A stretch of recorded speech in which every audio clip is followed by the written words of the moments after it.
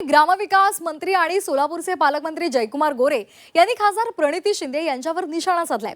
प्रणिती शिंदे 50 कदम नीचे गिरे है मात्र गिरे तो भी टांग ऊपर अशी भूमिका घेऊन त्या काम करतात अशी टीका गोरेंनी केली आहे। प्रणिती शिंदे या दिल्लीमध्ये बसून शहरातलं काम करतात अशा दूरदृष्टी असलेल्या नेत्या शहराला लाभल्याचा आनंद आहे असा टोला सुद्धा त्यांनी हाणलाय। दो कदम पीछे नहीं हटे, 2 कदम पीछे नहीं हटे, 50 कदम नीचे गिरे पर गिरे तो भी टांग ऊपर अशा पद्धतीची भूमिका घेऊन जर आपण बोलणार असू तर मला वाटतं याच्याविषयी वेगळं काय असू शकतं। माझं काहीच म्हणणं नाही।